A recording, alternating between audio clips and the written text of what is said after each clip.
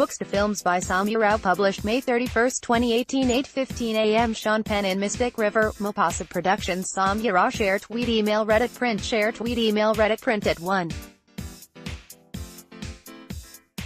Point in Dennis Lehanne's 2001 novel Mystic River, a police detective asks his colleague as the murder they are investigating takes an absurd turn, "What, we're starring in a movie now?" The remark proved prescient. 2 years later, the novel was adapted for the big screen by Clint Eastwood. 2003 movie stars Sean Penn, Tim Robbins and Kevin Bacon as three childhood friends who are driven apart by one tragedy and pulled into each other's orbits by another years later. Jimmy Marcus, Penn, Dave Boyle, Robbins, and Sean Devine Bacon live in a working-class town divided into the flats, for those at the lower end of the chain, and the point, for higher-level employees. Their relationship is as fragmented as their neighborhood. The cracks become most evident when Dave is abducted by two men posing as police officers.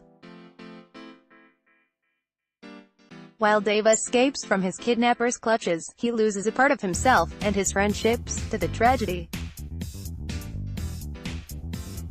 The three go on to lead vastly different lives. Jimmy becomes a local gang leader of sorts but decides to go straight for his daughter's sake. Sean becomes a police officer and Dave ambles through a life of mediocrity, struggling to reconcile his external world with his inner angst. Decades later, when Jimmy's 19-year-old daughter is brutally murdered, Sean is assigned the investigating officer in the case. The same night that Katie is killed, Dave comes home with blood on his hands. Their lives intersect once again. The old tragedy continues to leave its mark. Mystic River, 2003. Mystic River is centered on a murder, but Lehanne's novel is much more than a mystery. Filled with morbid insight into the workings of the world, it has the makings of a tragedy. Serendipity works in inverse in Mystic River. Two seemingly disconnected events seem to influence each other in unfortunate ways. Lehanne suggests that Dave's kidnapping set in motion a series of events that culminate in Katie's murder. When Dave was abducted, Sean and Jimmy were also present. The fake policeman rounded the three of them up on a flimsy pretense, but asked only Dave to get into the car. Sean and Jimmy neither came along nor stopped Dave. As adolescents, they knew no better. The hidden link between that betrayal and the tragedy that befalls Jimmy's family is articulated by the grieving father at the police station after Katie's body is discovered. You ever think how the most minor decisions can change the entire direction of your life? Jimmy asks. Say you and me, Sean, say we got in that car with Dave Boyle, life would have been a very different thing. Jimmy then goes on to conclude that had they shared that tragic experience with Dave, Katie would never have been born and would hence never have been murdered. What Sean dismisses as the curious musings of a grieving man proved to be a motif of sorts in Mystic River, for old sorrows continue to inform new wounds in the novel. Mystic River, 2003. These themes are retained in Eastwood's film adaptation, which, for the most part, does not veer from Lehanne's course. Screenwriter Brian Helgeland retains much of the author's powerful dialogue, and the actors are well suited to their parts. Penn and Robbins won Academy Awards for their performances. The movie mirrors the brooding tone of Lehanne's novel. This is not an archetypal thriller with rapid cuts and edge-of-seat action. It's a mystery that unfolds gradually, every scene tinted with the darkness of the world in which it is set. But the wisdom of the book is stripped down on the screen. To accommodate Lehanne's 450-plus pages into a 138-minute runtime, Eastwood has to filter out all that is not germane to the plot. However, the slow burn of the literary source allows Lehanne to explore the characters in detail, which is crucial to a book where the external action is as significant as the characters' psychological explorations. While the film takes us to the discovery of Katie's body in the first 30 minutes, Lehanne's novel brings readers to that conclusion after 100 pages of agonizing over her fate, the build-up giving the author a chance to evocatively describe the backdrop against which this crime unfolds. The biggest casualty of this brevity are the female characters of Mystic River, who are missing from much of the action. Included in the book largely as wives and mothers, only their thoughts give readers access to their depths. For the most part, they stay on the sidelines, influencing outcomes in pivotal but hidden ways. Annabelle, Jimmy's wife and Katie's stepmother, is one tough goddamned woman, according to the book. We see but a glimpse of that in one of the final scenes of the film, in the character played by Laura Linney.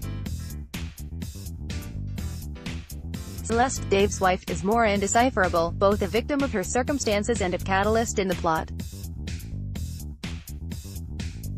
In the movie, her character, played by Marcia Gay Harden, gets short shrift.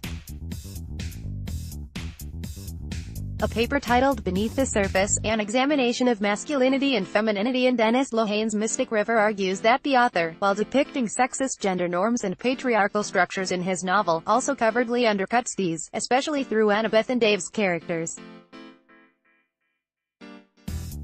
That nuance, if it does exist in the book, is missing from the film. Mystic River the movie works well as a mystery drama with a tragic undertone. As a book, Lehanne's Mystic River is a tragic exploration of the human condition first, and a murder mystery second. Mystic River, 2003. Support our journalism by subscribing to Scroll Here. We welcome your comments at letters@scroll.in. Mystic River, Dennis Lehanne, Clint Eastwood. Sponsored content by published May 30, 2018, 6:47 a.m. Share tweet email Reddit print. Share tweet email Reddit print. Informal inheritance has an emotional value that can't be quantified.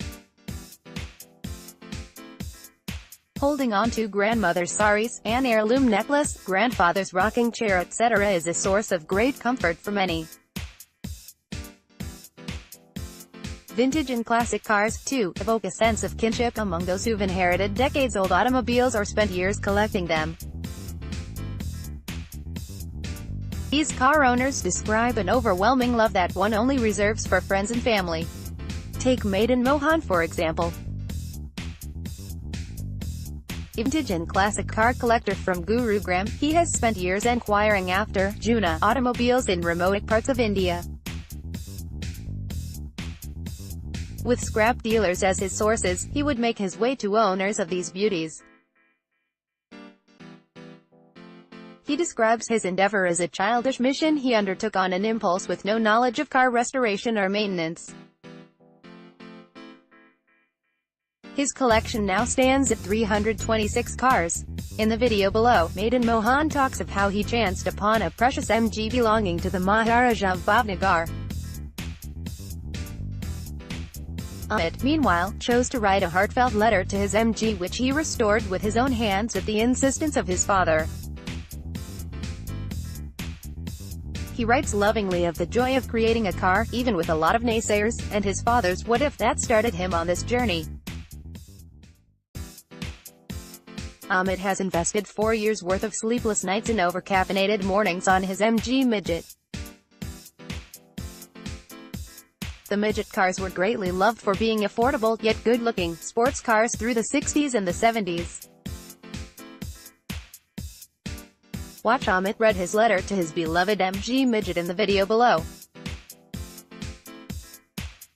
Sarika, an educator by profession, relies entirely on her 56 MG Magnet. She even insisted on driving it to her school, which is barely 5 houses away. Sarika has lived with her MG since she was 9 years old. Her Sundays and holidays were spent assisting her father in maintaining their precious car. The MG Magnet was the toast of the 50s in England, and its popularity as an affordable sporty car continued to surge into the 60s.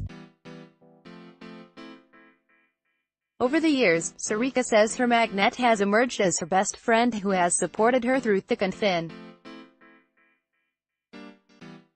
Video below, Sarika talks about her bond with her beautiful green MG Magnet.